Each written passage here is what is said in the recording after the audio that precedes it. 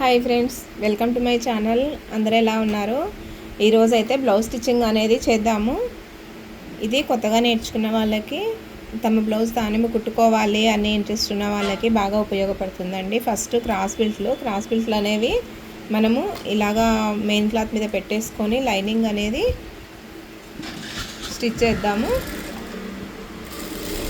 పాదం ఖర్చుతోటి ఇలాగా స్ట్రైట్గా స్టిచ్ చేసుకోవాలండి. దీనికి ఆపోజిట్లోనే మనము ఒక సైడ్ క్రాస్ బిల్ట్కి ఒక సైడ్ చిన్నగా ఉంటుంది, ఒక సైడ్ పెద్దగా ఉంటుంది కదా. ఈ వెడల్పు ఉన్న సైడ్కి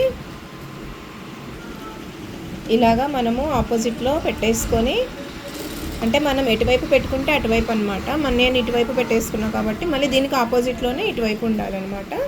ఈ టిప్ అనేది చాలా బాగా ఉపయోగపడుతుంది. ఎందుకంటే చాలా వరకు కన్ఫ్యూజ్ అయిపోయి ఎట్లుగా పెట్టేసుకొని రెండు ఒకే సైడ్గా వచ్చేలాగా కుట్టుకొని మళ్ళీ విప్పి కుట్టుకుంటూ ఉంటారు కదా. ఆ ప్రాబ్లం అనేది లేకోకుండా ఉండాలి అంటే ఇలాంటి చిన్న చిన్న టిప్స్ తోటి బ్లౌజెస్ కుడితే మాత్రము పర్ఫెక్ట్గా వస్తాయి. ఛానల్ని ఫస్ట్ టైం చూస్తున్న వాళ్ళైతే సబ్స్క్రైబ్ చేసుకోండి ఫ్రెండ్స్.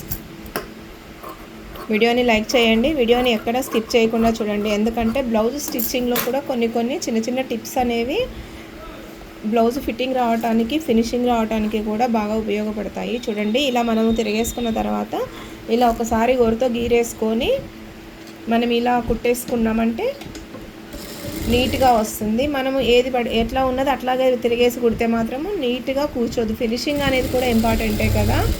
మనకి బ్లౌజ్ కరెక్ట్గా ఉంటే సరిపోదు, ఫినిషింగ్ కూడా బాగుండాలి.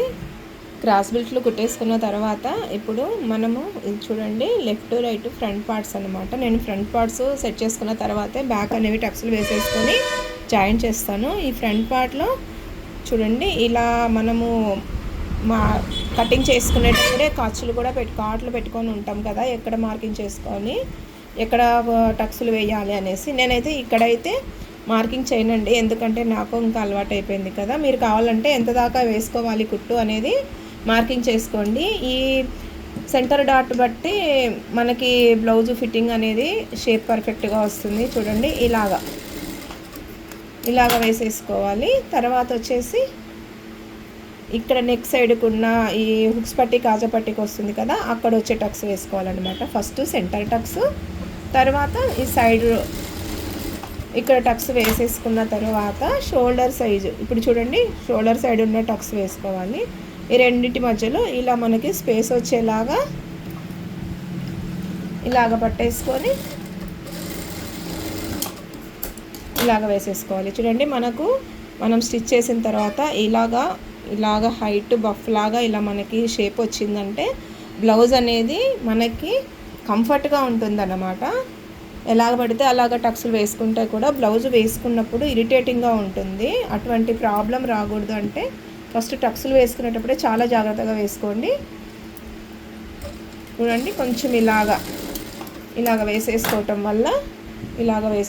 వల్ల మనకి షేప్ అనేది రౌండ్ షేప్ వస్తుంది. బ్లౌజ్కి వేసుకున్నా కూడా నీట్గా ఉంటుందన్నమాట.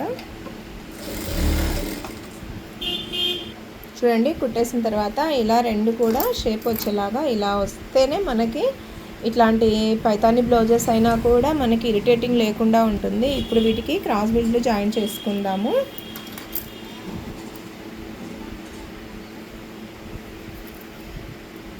ఇలాగా వీటి మంచి సైడు ఇలా పెట్టేసుకొని లైనింగ్ అనేది మనకి కనిపించేలాగా జస్ట్ కొంచెం అనేది వదులుకోవాలి. ఇక్కడ చూడండి, ఇలాగ పెట్టేసుకుంటే మళ్ళీ ఇక్కడ తక్కువ వస్తుంది. కొంచెం ఇట్లా అంచు వదిలేసుకొని, ఇదిగోండి ఇలాగ వదిలేసుకొని కుట్టేసుకోవాలి.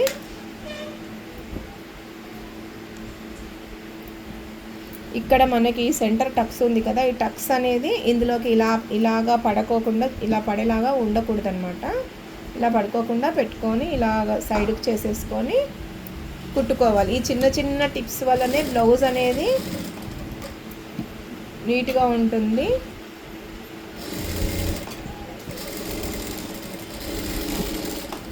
ఇలాగ కుట్టేసుకొని ఎక్స్ట్రా ఉన్నది మనం తీసేసుకుందాము.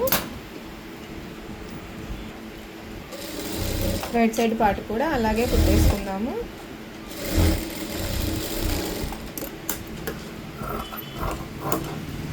ఎక్స్ట్రా అనేది తీసేద్దామండి. ఇప్పుడు దీనికి డబుల్ స్టిచ్ వేసుకోవాలి, ఖచ్చితంగా డబుల్ స్టిచ్ అనేది వేసుకోవాలండి.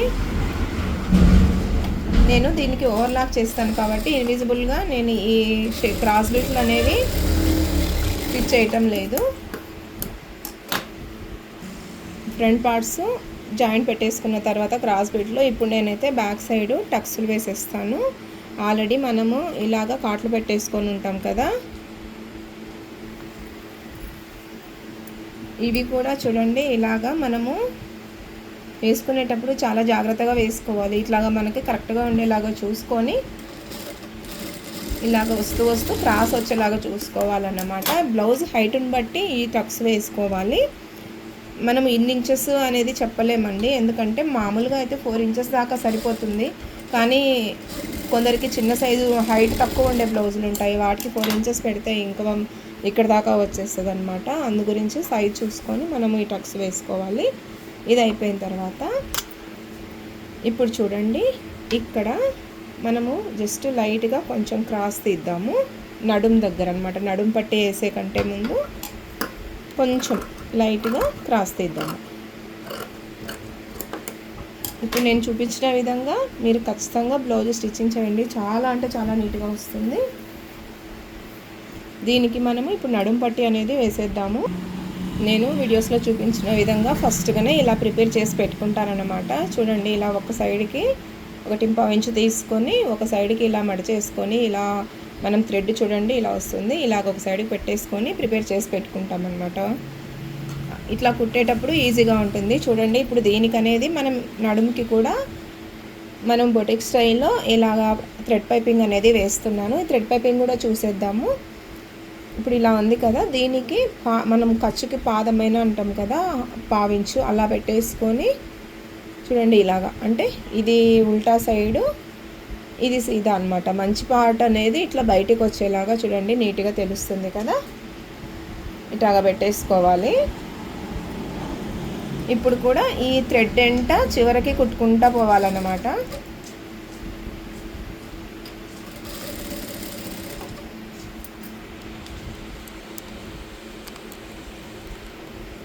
కనిపిస్తుంది కదా చూడండి, ఇలాగా నీట్గా ఇలా కుట్టుకుంటూ వెళ్ళాలి. ఎక్కడ కూడా సైడ్కి రాకుండా చూడండి, ఎందుకంటే ఇది టైట్గా కుట్టుకుంటేనే మీకు ఫినిషింగ్ అనేది నీట్గా కనిపిస్తుంది, పైపింగ్ అనేది.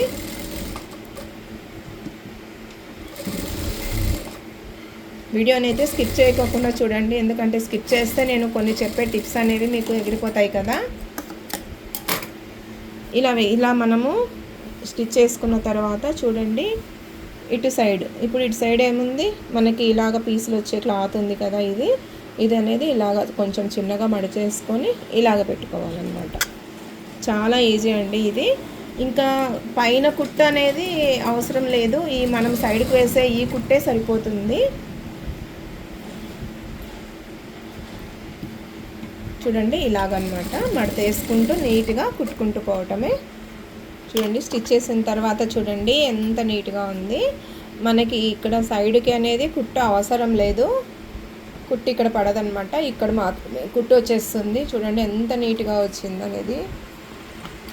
చూడండి ఇలా మీరు కూడా స్టిచ్ చేసుకోండి. ఇక్కడ ఎక్కడ జాయింట్ ఉంది అనేది ఏమన్నా తెలుస్తుందా? ఇక్కడైతే చూడండి పైపింగ్కి జాయింట్ ఉందన్నమాట. ఈ జాయింట్ కూడా కనిపించకుండా నీట్గా వస్తుంది. మనము ఇది ఎలా కుట్టాలి అనేది ఇంకొక షార్ట్ వీడియోలో ఉంది, ఛానల్లోకి వెళ్ళి చూడండి. ఈ పైపింగ్ అనేది ఫస్ట్ ఎలా ప్రిపేర్ చేసుకోవాలి అనేది నేను ఒక వీడియో పెట్టేస్తున్నాను, షార్ట్ వీడియోకి వెళ్ళి చూడండి. తర్వాత ఇప్పుడు షోల్డర్స్ జాయింట్ చెప్తాను. షోల్డర్ జాయింట్స్ కూడా చూడండి ఫ్రంట్ బ్యాక్ అనేది ఇలాగ కరెక్ట్గా పెట్టేసుకొని షోల్డర్కి స్టిచ్ వేసుకోవాలి.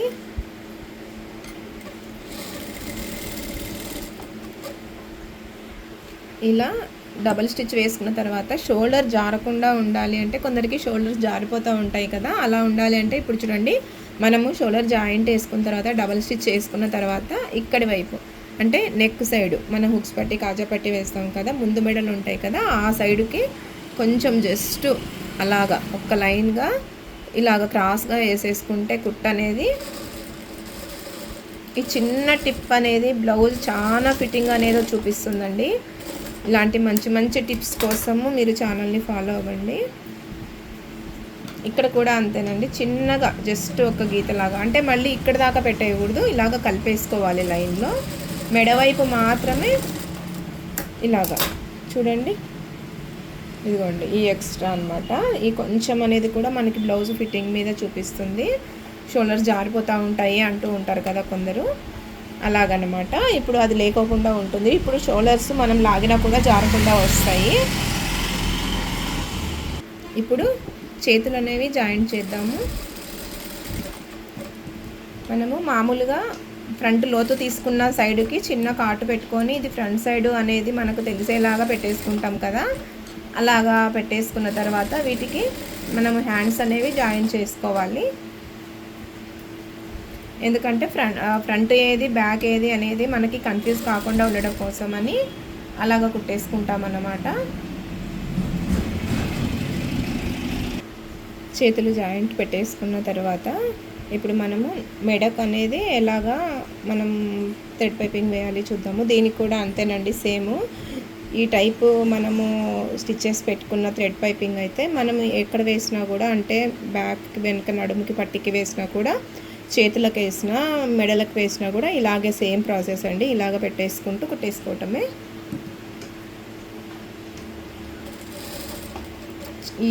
ఈ విధంగా కుడితే మాత్రము చాలా నీట్గా వస్తుందండి. ఎందుకంటే నేను ఇట్లాగే ఎక్కువగా కుడతా ఉంటాను అనమాట. ఇంకా మనం ఇలాగా చివరంతా కుట్టేసుకోవటమే.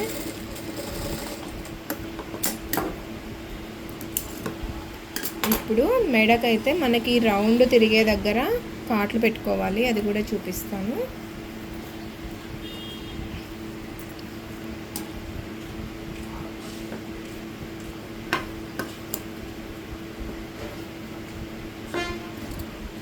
నెక్ కొంచెం డీప్ తీయాలి, ఎందుకంటే షోల్డర్ దగ్గర మనం ఎక్కడ కొంచెం ఎక్కువ పట్టేసుకున్నామో అది ఇక్కడ తీసేసుకోవాలన్నమాట.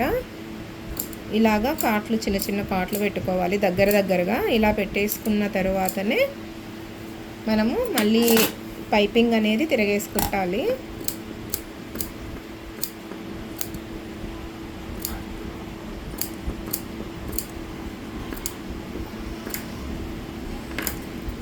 మీరు కూడా ట్రై చేయండి, ఎలా వచ్చిందనేది ఖచ్చితంగా కమెంట్ చేయండి. మీరు కమెంట్ చేస్తే నాకు చాలా హ్యాపీగా అనిపిస్తుంది కదా, నేను ఎలా కుట్టాను, మీకు ఎలా అర్థమైంది, ఇంకేదైనా నేను చెప్పే విధానం మార్చుకోవాలా అనేది కూడా నాకు తెలియాలి కదా. అందు గురించి మీరు నాకు కామెంట్ చేయండి అనేసి అయితే అడుగుతూ ఉంటాను. ఇక్కడ అనేది మనం కాట్లు పెట్టుకోవాలండి. ఈ కాట్లు పెట్టుకుంటేనే మనకి కరువు తిరిగిన దగ్గర, అంటే వంపుల దగ్గర తిరుగుతుందన్నమాట, లేకపోతే నీలుక్కుంటుంటుంది.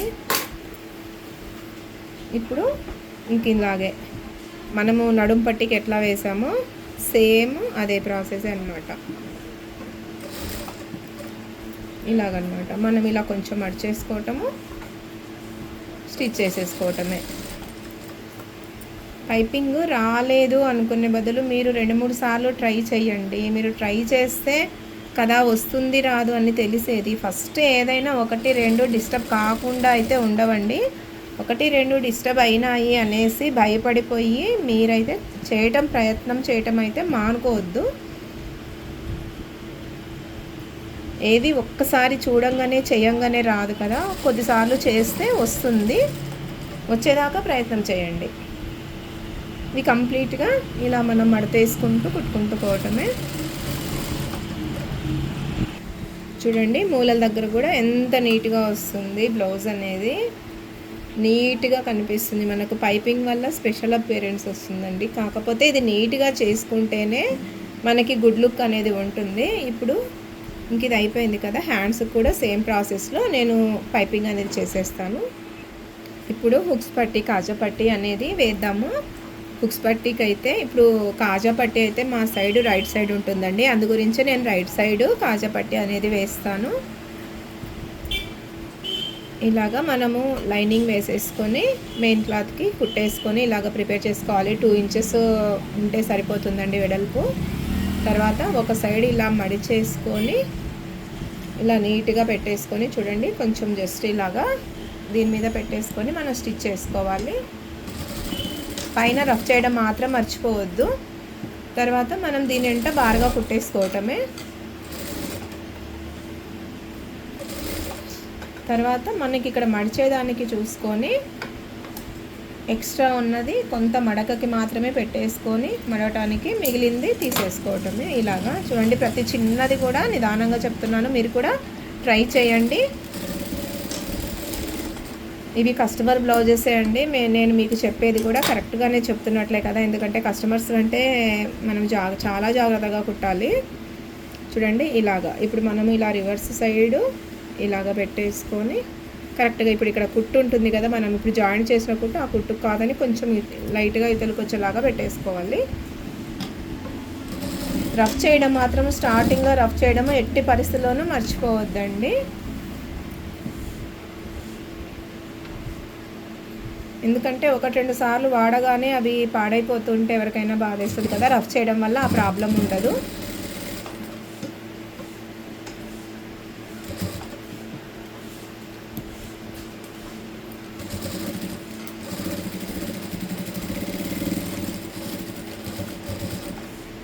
మందం ఉందండి క్లాత్, దానివల్ల కొంచెం డిస్టర్బ్ అవుతుంది.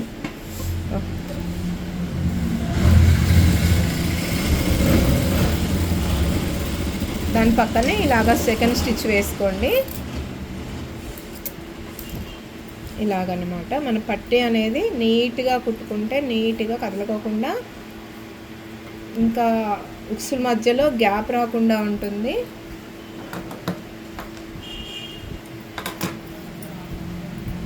నెక్స్ట్ వచ్చేసి కాజా పట్టీ వేద్దాము. కాజా పట్టీ అయిపోయింది కదా, ఇప్పుడు హుక్స్ పట్టీ పెట్టేద్దాము.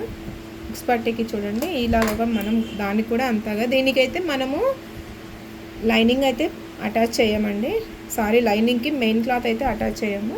ఇలాగ పెట్టేసుకొని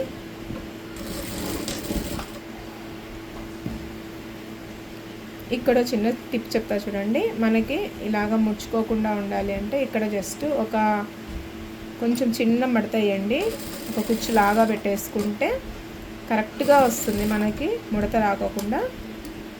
ఇది కూడా హైట్ చూసేసుకొని ఇక్కడ కూడా మడత పెట్టి రఫ్ చేసేసుకోవటమే. చాలా ఈజీగా వీడియోస్ చూస్తూ కూడా మీరు స్టిచ్ చేసుకోవచ్చు మీ బ్లౌజ్ అనేది. చూడండి ఇలాగా పై కుట్టు అనేది వేసుకోవాలి, లైనింగ్ మీదే కుట్టు పడాలి. ఇది కూడా ఇప్పుడు చూడండి మనము ఇలాగ కుట్టేసుకుంటాం కదా, జాయింట్ మళ్ళీ ఇలా రివర్స్ చేసి జాయింట్ చేసేటప్పుడు చూడండి మనం ఇలా పెట్టేసుకున్నా కూడా ఈ క్లాత్ అనేది స్ట్రైట్గా వస్తుంది.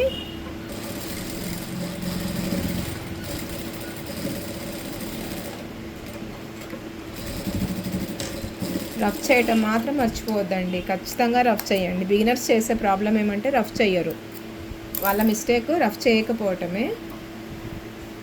చూడండి ఇలాగ నీట్గా ఇలాగ వచ్చేస్తుంది అనమాట. చూడండి ఎంత నీట్గా ఏ టక్స్ దగ్గరికి ఆ టక్స్ జాయింట్ కరెక్ట్గా వచ్చేస్తుంది. ఇప్పుడు మనము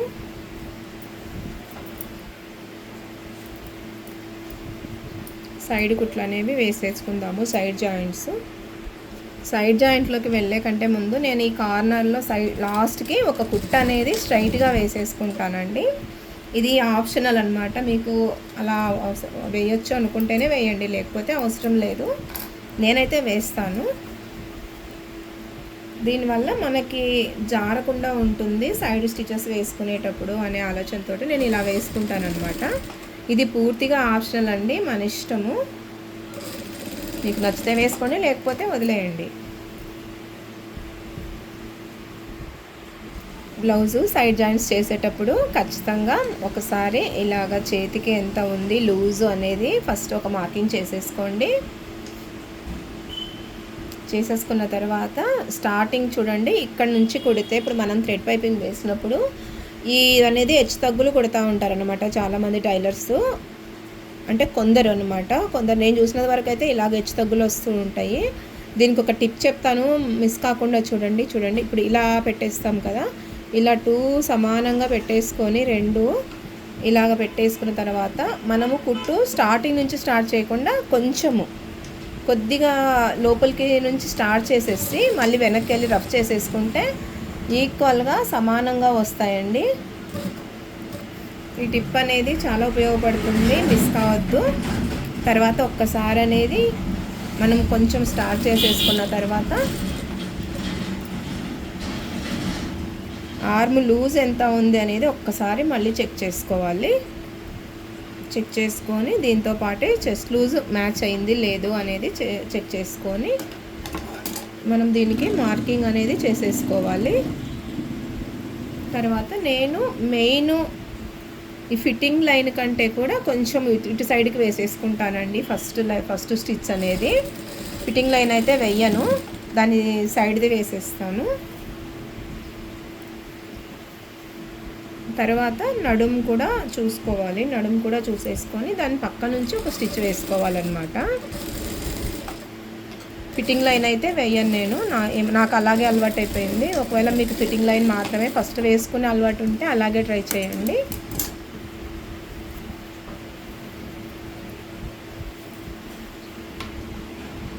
ఇప్పుడు ఇలాగ చూడండి, ఇప్పుడు దీనికి కూడా సేమ్ ఇలాగ మనము ఒక చేయి వేసేసుకున్నాం కదా, సెకండ్ చేతికి కూడా ఇలాగే మార్కింగ్ చేసేసుకొని కొంచెం లోపలికి వెళ్ళేసి కుట్టుకుంటే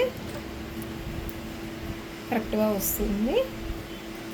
ఇప్పుడు మనం కుట్టుకున్న చేతిని ఇక్కడ నుంచి మళ్ళీ మనం మెజర్ తీసుకోండి.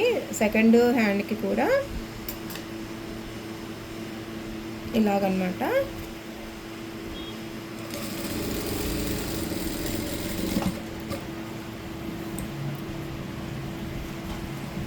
ఇలా చిన్న చిన్న టిప్స్ ఫాలో అవుతూ మనం బ్లౌజ్ కుట్టినామంటే చాలా నీట్గా వస్తుందండి.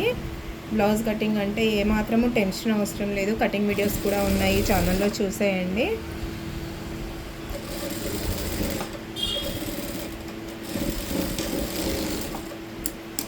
ఒక్కసారి ఇది స్టిచ్ చేసుకున్న తర్వాత నేను ఇది అనేది మొత్తము నడుము చెక్ చేసుకుంటానండి. ఎందుకంటే ఫిట్టింగ్ లైన్ అనేది ఇంకా వేసేసిన తర్వాత నడుము హెచ్చు తగ్గులు ఉన్నప్పుడు చాలా ప్రాబ్లం అవుతుంది. అంటే స్ట్రైట్ లైన్స్ లేకుంటే వాళ్ళకి ఏదైనా అడ్జస్ట్మెంట్కి ఇబ్బంది పడతారు. అందువల్ల ఇలా స్టిచ్ చేయడం అలవాటు అయిపోయింది అనమాట. ఇలా వేసేసుకున్న తర్వాత ఇంకా స్ట్రైట్ లైన్ వేసేసుకుంటూ వెళ్ళటమే.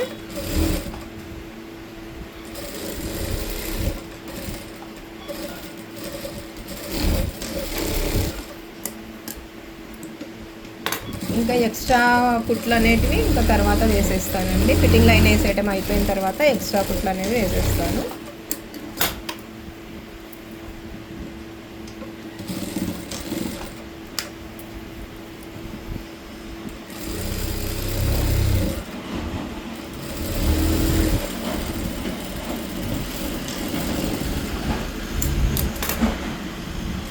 మీరు కూడా బ్లౌజ్ అనేది మీది కుట్టుకోండి, ఎలా వచ్చిందనేది నాకు కామెంట్ చేయండి. ఇంత కష్టపడి వీడియో చేస్తున్నా కదా మీ గురించి, ఒక లైక్ ఇవ్వండి వీడియోకి. ఇప్పుడు ఫైనల్గా ఎలా వచ్చింది బ్లౌజ్ అనేది చూద్దాము. ఒకసారి నడుము అనేది చెక్ చేస్తాను. చూడండి, కరెక్ట్గా వచ్చింది కదా. ఇప్పుడు పర్ఫెక్ట్గా ఉంటుందన్నమాట బ్లౌజు.